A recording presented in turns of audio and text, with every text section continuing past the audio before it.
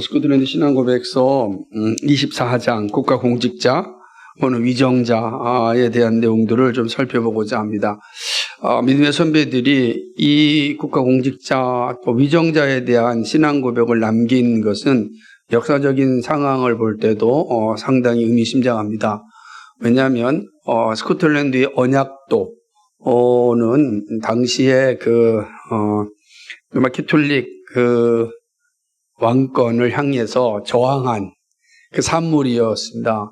그러니까 공인된 왕권에 대한 저항으로 인하여서 스코틀랜드에 종교개혁이 일어났고, 또 그로 인하여서 언약도들이 지붕 없는 감옥에서 수만 명이 죽음을 당하여 됐고, 국가 언약을 이렇게 체결함으로 또 신앙의 자유를 찾았고, 오늘날 우리가 가지고 있는 장로교회의 어떤 법적인 뿌리를 만들었다.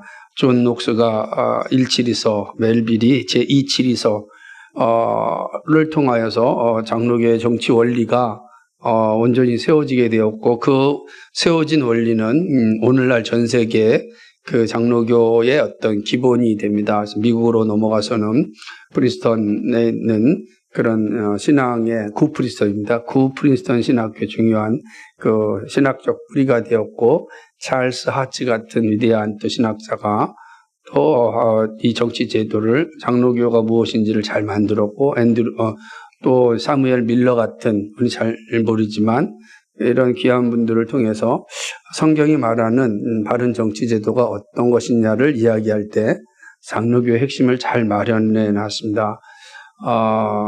그런 내용들의 또 뿌리를 찾아가면 스코틀랜드고, 물론 또 근원적인 뿌리는 칼빈이라고 할 수 있지만, 그러나 외적인 표징으로 나타났던 건 스코틀랜드 장로교였다라고 할 수가 있는데, 그 장로교가 그들의 신앙고백서에 이게 국가공직자에 대한 내용을 담았다라고 하는 건 의미심장하다라고 할 수 있습니다. 하나씩 살펴보면서 나누겠습니다. 1번 읽어볼까요? 시작. 우리는 제국, 왕국, 영토, 도시들이 하나님에 의해 임명되고 제정되었음을 고백하고 인정합니다. 제국의 황제들, 왕국의 왕들, 영토의 공작들과 군주들, 도시의 관리들 등 그들의 권세와 권위는 하나님의 거룩한 법령에 의해 임명되어 그분의 영광을 나타내고 모든 사람의 성과 복지를 위해 존재합니다. 그러니까 국가 공직자들의 임명권자가 누구냐? 하나님이시다라는 걸 이제 선언하는 겁니다. 그래서 하나님의 거룩한 법령에 의하여 임명되었다. 그렇기 때문에 공식적인 국가 공직자를 우리가 생각할 때 그들은 하나님이 세우신 권세자들이다. 그래서 로마서 13장 1절에 있는 것처럼 각 사람 위에 있는 권세들에게 복종하라. 권세는 하나님부터 나지 않음이 없나니 모든 권세는 다 하나님께서 정하신 바라. 이 로마서 13장 1절을 근거로 해서 당시에 모든 제국, 왕국, 영토, 도시들 내 모든 통치자들이 다 하나님에 의하여 임명되었고 제정되었다라고 하는 것을 명확히 밝히고 있습니다. 그러니까 위에 있는 통치자들, 우리가 생각하는 위정자는 정치로 인하여 다스리는 공직자를 의미한다고 말씀드렸습니다. 그러니까 그들은 다 하나님에 의하여서 합법적으로 세워진 자들이다. 왜냐하면 하나님이 권세를 주시지 않았다면 권세가 존재하지 않기 때문이다. 이건 우리도 동일하게 고백합니다. 그래서 우리는 합법적인 모든 권세는 하나님이 세우셨다라고 하는 것을 우리는 의심해서는 안 됩니다. 이제 그걸 의심하게 되면 심각한 혼란이 오게 됩니다. 그래서 모든 권세는 하나님께로 왔고 하나님이 그 권세를 허락하셨다라고 하는 것입니다. 그런 측면에서 두 번째, 2번 한번 읽어볼까요? 시작. 우리는 정당하게 설립된 시민 권력에 반란을 일으키거나 전복하려는 자들은 단지 인류의 적일 뿐 아니라 하나님의 뜻에 반항하는 반역자들이라고 믿습니다. 13절 2절에 있는 것처럼 읽어볼까요? 시작. 로마서. 그러므로 권세를 거스리는 자는 하나님의 명을 거스리니 거스리는 자들은 심판을 자체하리라. 아멘. 정당하게 설립된 시민 권력, 그러니까 정당하게 권립된 시민에 의하여 권력을 받은 왕권 또는 통치자들, 이런 지휘자들에 대해서, 지도자들에 대하여서 우리가 반란을 일으킨다든지 전복하려는 자들은 그거는 인류의 적일 뿐만 아니라 하나님의 적이다. 이게 명확한 걸. 왜냐하면 모든 권세는 하나님께로 왔기 때문에 하나님이 허락하신 권세에 저항하고 하나님이 허락하신 그 권세를 전복시키려는 세력은 그건 하나님을 대적하는 행위다. 이게 이제 로마 13장 2절에 있는 내용이 정확한 거죠. 그러니까 우리는 합법적인 권세를 이렇게 전복하려고 하는 시도는 사실은 합당한 것이 아니고 하나님을 대적하는 행위다. 이게 이제 되게 중요한 고백이 됩니다. 이거 잘 가지고 있어야 됩니다. 세 번째로 가겠습니다. 3번 시작. 더 나아가 우리의 권위에 임명된 자들을 사랑하고 존경하며 두려워하고 그들이 최고의 존엄을 가져야 함을 고백하고 이는 그들이 하나님의 대리자이며 그들의 평의에 하나님이 친히 앉아 심판하시기 때문입니다. 그러니까 이럴 때 이제 이 권위에서 하나님의 권위에 임명된 자들을 향하여 시민들이 가지고 있어야 할 자세는 뭐냐? 사랑과 존경과 그다음에 그 권위를 두려워하는 것입니다. 그러니까 이게 되게 중요하죠. 우리는 권세자들에 대해서 우선 가져야 될 것은 사랑하고 그리고 존중하고 두려워하는 것입니다. 왜요? 그들이 하나님의 대리자이기 때문에 그렇습니다. 하나님을 대리하여 우리를 통치하고 있고 하나님을 대신하여 우리에게 재판하시기 때문에 그렇습니다. 그래서 우리는 그런 권력자들에 대해서 우선 우리가 가지고 있어야 될 매우 중요한 원칙은 사랑하고 존중하고 두려워합니다. 왜요? 그는 하나님의 대리자다. 하나님의 대리자다라는 인식이 잘 있을 때 그 나라, 그 공동체가 건강하고 온전해집니다. 거꾸로 잘 생각해 보십시오. 대리자가 통치자가 내가 하나님의 대리자로서 이 자리에 서 있다라는 인식이 있다면 그 얼마나 두렵고 떨림으로 그 직분을 감당하겠어요? 그러니까 이게 둘 다 필요하다는 겁니다. 만약에 둘 다 이런 인식이 없으면 어떻게 되겠습니까? 가볍게 여긴다거나 가볍게 생각할 때 그 공동체는 가벼워집니다. 그러면 그 공동체가 온전하고 건강하게 세워질 수가 없는 것이죠. 하나님은 세운 그 권세자들을 통치자들을 통하여 지도자를 통하여서 하나님의 뜻을 이야기하고 공의를 심판하십니다. 그게 역사 속에서 면면이 흘러왔고 믿음의 선배들은 그거에 대한 분명한 고백을 하였습니다. 그럼 그들이 하는 일이 뭐냐? 하나님께 임명받은 이들이 우리가 사랑하고 존중하고 두려움을 가지고 섬기는 그 하나님의 대리자들이 하는 일이 무엇이냐? 4번입니다. 같이 읽겠습니다. 시작. 그들은 하나님께서 선한 사람들을 방어하고 모든 공경한 악을 행하는 자들을 처벌하기에 검을 주신 통치자리. 또한 우리는 종교의 보존과 정화가 특히 왕들, 군주들과 통치자들, 관리들의 의무임을 명시합니다. 그들은 단지 시민 정보를 위해 임명된 것이 아니라 참된 종교를 유지하고 모든 우상 숭배와 미신을 억압하기 위하여 되었습니다. 자, 이게 중요한 건데 정부의 설립 목적이 뭐냐라는 거예요. 그거는 모든 정부의 설립 목적은 다 여기 있는 겁니다. 무슨 말이냐면 선한 사람들을 칭찬하고 방어한다. 다시 말하면 사람들이 자기가 하고 있는 일들에 대해 인정받을 수 있도록 공의를 잘 세우는 게 이 정부가 하는 일인 것입니다. 반면에 악을 행하는 자들을 향하여서는 공적으로 이 사적인 감정이 없이 처벌하는 것, 판단하는 것이 바로 이제 이 정부가 할 일이죠. 그런데 이게 한번 생각해 보십시오. 이게 무너진다면 어떻게 되겠습니까? 사람들이 사는 것이 사실은 되게 불만족스럽고 자기가 선한 일을 행한다 할지라도 인정받지 못한다면 그 나라, 그 정부에 봉사하고 싶은 마음이 생기겠습니까? 악을 행한 사람이 유전무죄, 무전유죄가 된다 그러면 이거는 사람들이 스스로 그 정부에 대하여서 고개를 숙이고 그들의 이 통치를 받아들이겠습니까? 그러지 않습니다.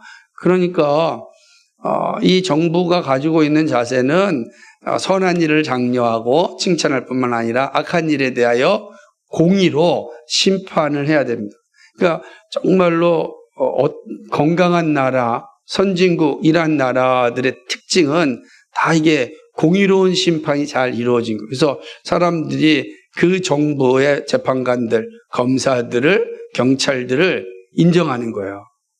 적어도 저들은 자신들의 자리에서 최대한 공정하게 자기의 임무를 감당하고 있다라고 생각하는 그런 나라가 선진국이다라고 할 수 있죠. 그러다 보니까 공권력에 무서운 힘을 실어주는 또 단점도 없지 않아 있지만 그런 모습을 가지고 있는 것입니다.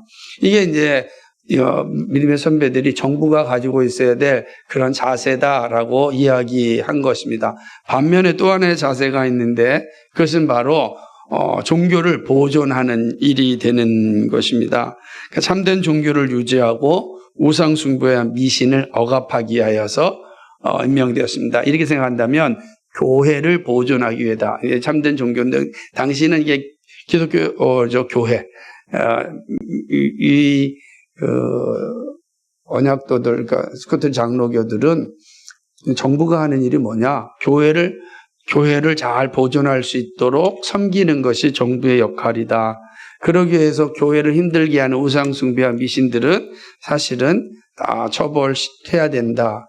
그러다 보니까 또 이게 또 심각한 문제도 발생에 대해서 마녀 사냥처럼 아주 끔찍한 일도 없지 않아 벌어지기도 했지만 그러나 이건 되게 중요한 그런 정부의 가치이다. 그러니까 오늘날도 사실은 정부가 종교의 자유라는 이름으로 사이비라든지 우상숭배를 마음껏 이렇게 받아들이는 건 조심해야 되는 거죠. 왜냐하면 많은 사이비들과 이단들로 인하여서 가정이 파탄되어지고 국가 경제가 흔들려진다면 그것은 존중받아야 될 것은 아니거든요. 네, 이런 것을 잘 해야 되는데 오히려 이 이단들이 그런 사법부나 어떤 검사 뭐 이런 요직에 이렇게 올려보내서 법을 왜곡시키는 일들이 일어나니까 너무나도 화가 나는 거죠. JMS 같은 경우가 대표적이라고 하지 않습니까? 그 정명석을 보호하기 위하여서 그 출신들이 검사로 그 사법고시를 포기하고 검사가 되게 하고 그로부터 계속해서 정보를 빼서 자신들이 피신하고 유리하게 만드는 일을 하였다는 게 공견한 사실 아닙니까?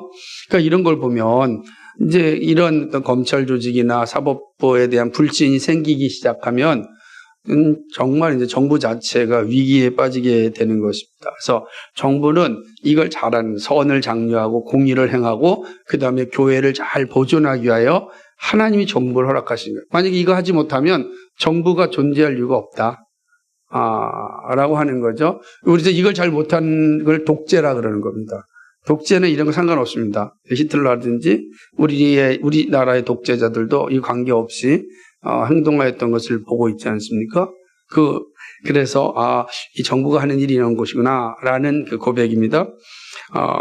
그에 대한 예를 성경에서 이제 기록합니다. 5번입니다. 시작. 이는 다윗, 여호사박, 히스기야, 요시야 및 그의 다른 사람들이 그 일에 대한 열심으로 크게 칭찬받는 예에서 볼 수 있습니다. 그러므로 우리는 최고 권세에 정하는 자들은 그들이 자기 범위 내에서 행하는 한 하나님의 법령에 정하는 것이며 무죄로 여겨질 수 없음을 고백하고 주장합니다. 자, 그러니까 여기 보게 되면은 다윗, 여호사박, 히스기야, 요시야 이거는 아주 선한 왕들이에요.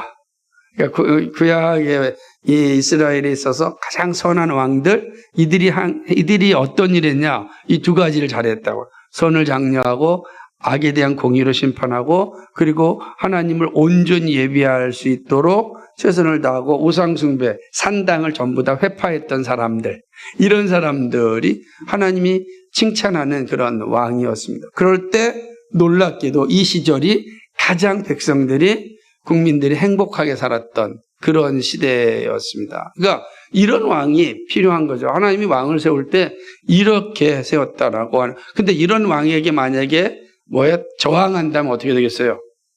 그거는 죄다 이렇게 설명하는 겁니다.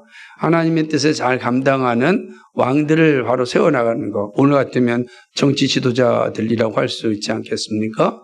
예. 그래서 우리가 할 일은 이들을 잘 사랑하고 존중하고 또 두려워하는 것이다 라는 것을 기억해야 됩니다. 마지막으로는 이제 이런 자들을 위한 성도의 태도를 좀 더 말씀하고 있습니다. 같이 읽겠습니다. 6번입니다. 우리는 또한 왕과 통치자들이 방심하지 말고 그들의 직무를 부지런히 수행하는 한 그들에게 도움, 조언 또는 섬김을 거부하는 자는 하나님의 대리자를 통해 그것을 요구하신 하나님께 이를 거부하는 것임을 명시합니다. 조금 말이 좀 어려운데 다음에는 조금 다듬겠습니다. 무슨 뜻이냐면, 그러니까 이런 왕과 통치자들이 자신의 직무를 부지런히 수행할 때 우리는 그들이 우리에게 조언도 하고 또 도움도 이 섬김에 대해서 행하는 걸 거부할 때 우리는 그는 하나님 앞에 합당하지 않다라고 하는 거죠. 그러니까 그들이 자신의 역할을 잘할 때 우리는 그들이 행하는 모든 통치 행위에 대하여 우리는 다 순종해야 된다, 순복해야 된다는 거죠. 그러니까 합법적인 정부에 대하여 우리는 합법적인 방법을 통해서 다 순종해야 된다라고 하는 겁니다. 그런데 여기 본문에 나와 있지 않지만 그러나 이 말씀이 함의하는 마지막 의미가 있습니다. 그것은 7번째 질문이기도 하는데 7번째 질문이 뭐냐면 이런 겁니다. 그럼 악한 정부에 대한 시민의 자세는 어떻게 하냐라는 거예요. 악한 정부에 대한 시민의 자세. 지금 여기는 합법적인 정부고 선한 정부에 대한 이야기로 가득 차 있잖아요. 그럼 악한 정부에 대해서는 시민들은 어떻게 해야 되겠는가? 그게 실제적으로 스코틀랜드 장로교회가 보여줬던 겁니다. 악한 정부에 대해서 그들은 저항하였습니다. 왜 저항하였죠? 악한 정부는 어떤 의미를 가지고 있습니까? 하나님을 대적하는 정부라는 뜻이잖아요. 그러니까 하나님을 대적하는 정부를 옹호한다는 것은 그것은 곧 하나님을 대적하는 행위가 되는 겁니다. 그러므로 하나님을 대적하는 악한 정부에 대해서는 우리는 우리의 신앙과 양심에 따라서 저항하는 겁니다. 그래서 그 저항의 모습은 시민 불복종 운동을 해야 된다라고 이제 우리 시대는 얘기하는 건데 시민 불복종 운동의 가장 처음 뭐냐면 행정 비협조 운동과 같은 겁니다. 행정에 대해서 비협조하는 거죠. 예를 들면은 이런 거 있었잖아요. 여러분 다 KBS TV 수십 년 내고 있는데 우리는 이 방송국이 우리가 볼 때 공의를 상실했기 때문에 우리는 수십 년 내지 않겠다. 또는 아니 세금을 걷는데 그 세금이 불합리하다. 우리 그 세금을 내지 않겠다. 세금 거부 운동. 뭐 이런 것들은 이제 비협조 운동이다라고 하는 겁니다. 그래서 행정 비협조 운동이 일종의 그 시민 불복종 운동의 일단 아주 낮은 단계고, 그 다음 단계는 이제, 그거와 함께 시작되는, 예를 들자면 오늘 같은 촛불 운동처럼 정권 퇴진 운동도 할 수가 있는 것이고, 그러니까 불의함에 대하여서 그들이 하나님을 대적한다고 한다면, 기독교인들은 그것에 대해서 저항하는 것이 하나님의 법을 따르는 것이다. 그렇기 때문에